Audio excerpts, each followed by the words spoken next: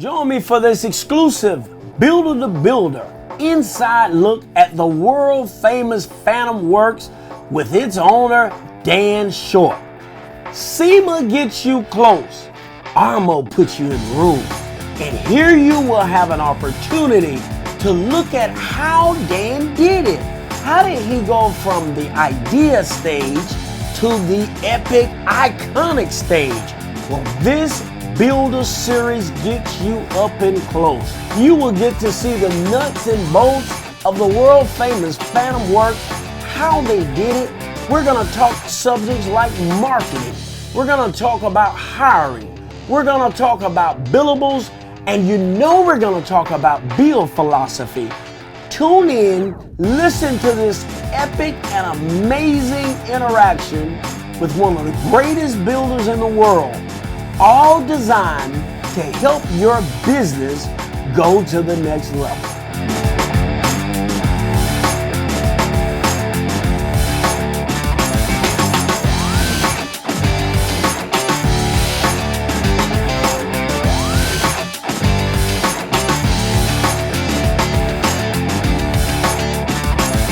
You know, it's a funny thing, Dan. Rest-O-Ma has so taken over the industry, we don't even know what restoration is anymore. Right. How would you define restoration? And I'm going to have to use the word practicable because it applies here. A restoration is returning the car as close as practicable to the day it was brand new. Yeah. And forget all the modern conveniences. I've never had a blank check. I've had a few, and when I say a few, I mean a few, 2 or 3 clients that have said, within reason, I don't care how much it costs. How many? About 2 or 3. So basically, every client that comes in here has a budget, and in fact, unfortunately, most of them have a budget that won't even come close to actually doing the job that they want. So we have to find a middle ground, and that term practicable comes up a lot. You have to draw a line in the sand and say, this is good enough. And so what I tell people, and in fact, in my agreement with them, is we aim at a 95% standard. And so in other words, that 96, 97, 98, 99, and God forbid the 100, we don't even try for, because if you actually try to build a 100% car, you will never ever finish it. You will never finish paying for it, and it doesn't exist anyway. So don't bother trying. And that's the word practicable, because it starts getting impractical and impracticable to build 99-point cars. How long did it take you to get out of what other people thought and you get into your humanity of, I'm not worried about them? I would say almost 10 years. Almost 10 years of building before I finally had the confidence to say, you know what? This is the right thing to do, and this is the right approach. And if you agree with it, then that's great. Let's build you a car. And if you don't, maybe you should see someone else. No one builds cars in a vacuum. The city matters. I'm from the great state of Texas. I build cars in Houston, Texas. So the Houston is there. The Texas is there in what we do. Well, Dan is in the East Coast. Dan is in Norfolk. Dan is in the home of the largest naval station in the world. Dan is a retired member of our armed forces. Norfolk is a part of the story of FantomWorks. You can't have FantomWorks if there wasn't a Norfolk. Norfolk is home to originality. It is home to practicality. There's a world famous restaurant there called Dumas. It caters to the military community. It's great food at ridiculously amazing prices. And that's what Norfolk is. That's what it's about. It's about being practical. It's about taking care of your own. And Dan Short gets it, and his shop breathes Norfolk. How much of your military background? You served 25 years for this great country. We thank you for that. How much, and your wife has served as well, how much has that camaraderie, that being a part of a large organization, that part of being a part of a team, seeing systems come together, how much does that play into how you deal with employees and the cars themselves? If you ask them, they would tell you it's massive. This place a lot of them, they feel like this is basic training when they arrive because, you know, you will show up on time. In fact, you know. On time is late. Oh, I was going to say, if you're 5 minutes early, you're already 5 minutes late, okay?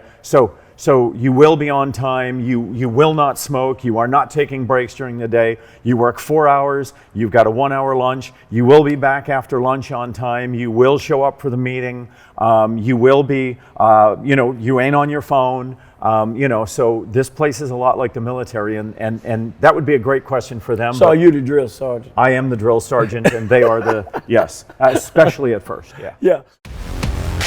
I use a word around here that everybody now knows. It's called practicable. So the word practicable applies to what is the best job that you can do at the point where the money keeps going up well the benefit doesn't really change much.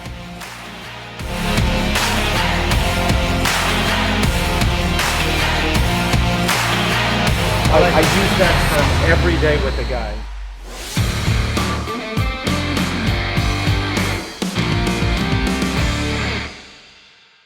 SEMA's back this year. Yeah. I'm excited that you're coming. They shut it down last year. We're going to have some fun there. You're going to be on this panel. Just tell me about going to the shows and SEMA. How does SEMA relate to some of the other shows, and what makes SEMA so special as a show, you think? SEMA is unlike any other show in the world. I mean, let's face it.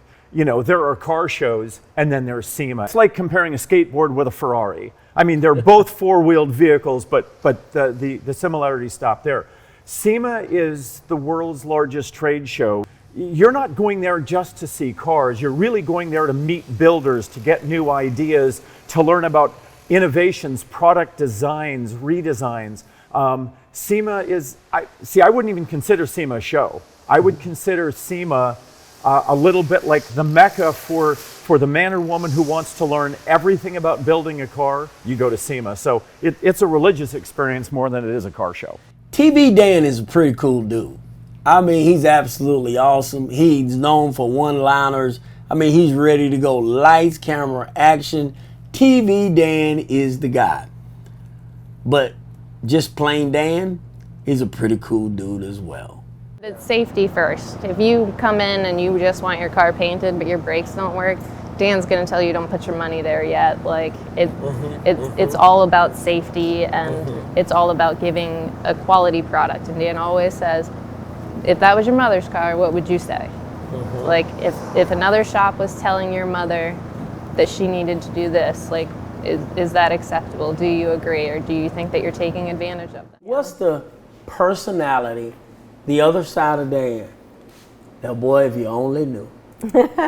If you only knew. He really is a sweetheart. He's like, you know, soft on the inside. He will give his shirt for anybody. I mean, he's always looking to help somebody out. You know, when somebody's down on their luck, he is the first to be there to help. And so that's what I love about him, is he's as tough as he is, he still wants to help, and he still loves people. He still loves taking care of the underdog, so to speak. Now, how's it working for Dan? Dan is a good man, and That goes a long way. he really is a good man. And I'll be honest with you, he will get more out of people than they will ever get out of themselves.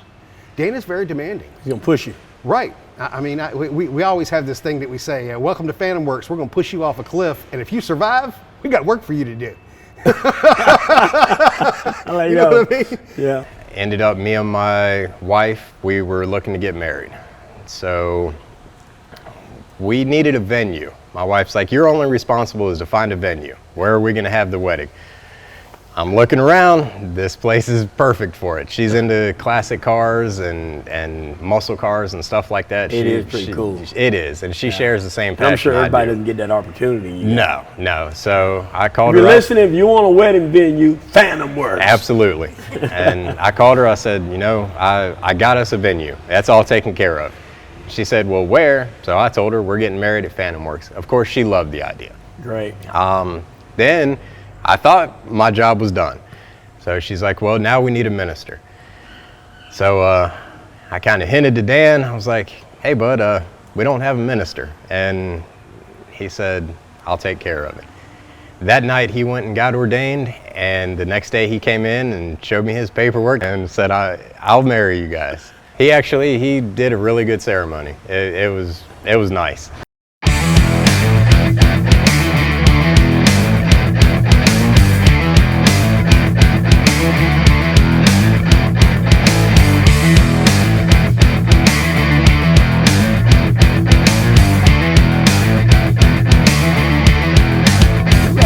With a blank slate, a young person. Yeah. I'm the opposite. I want old folks, But you like 24 and 25 and 30, and you even give guys second chances and things of that nature. Talk about that a little bit and how let me tell successful you, it's been for you. some of my best employees have been guys that started out sweeping the floor because that's the only thing they knew how to do. They knew how to look at a car and sweep a floor.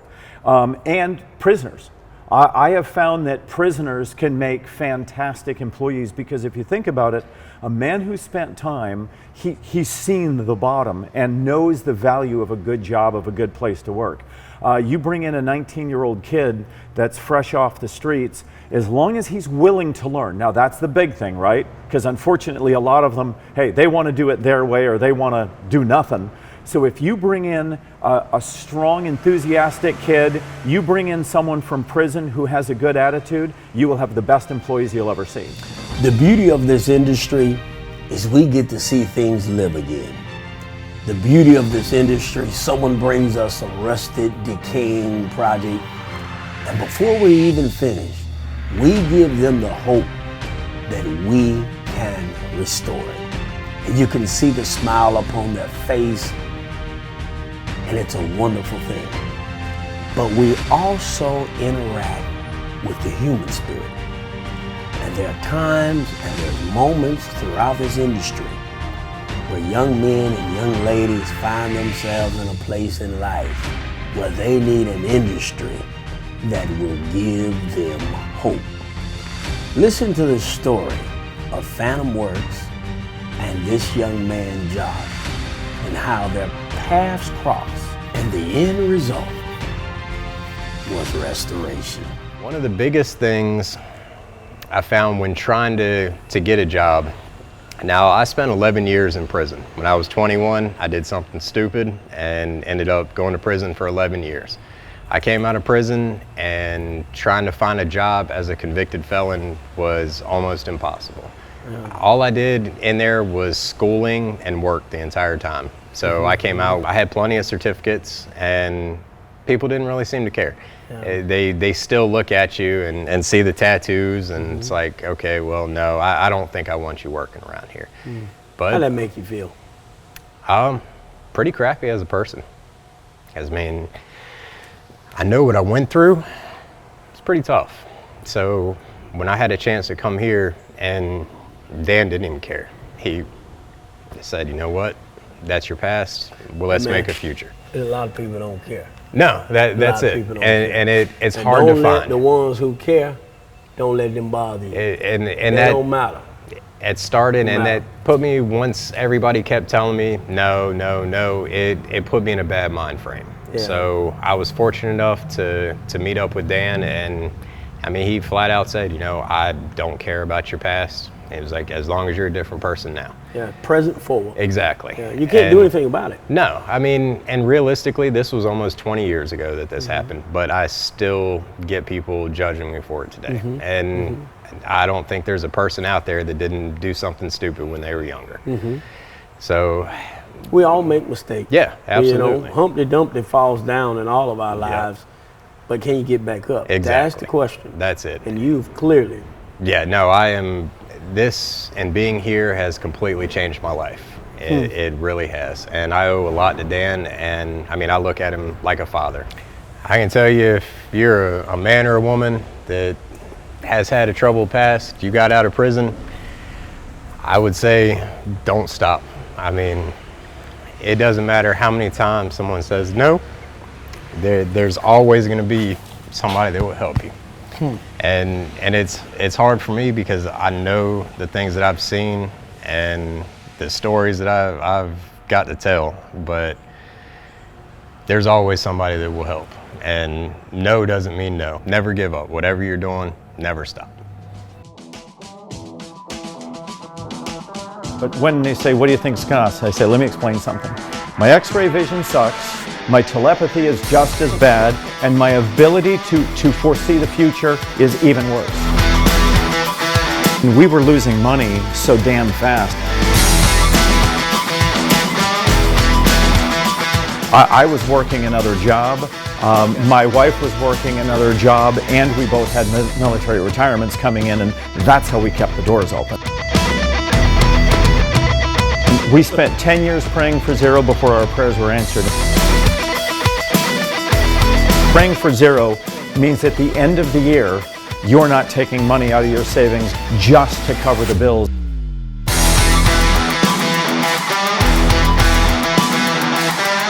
If you want to pay off on day one with your first car and your first client, all I can say is good luck, you know, and Godspeed, because if you can get that, then do me a favor, call me up and explain how you did it, because I never figured that one out. Yeah.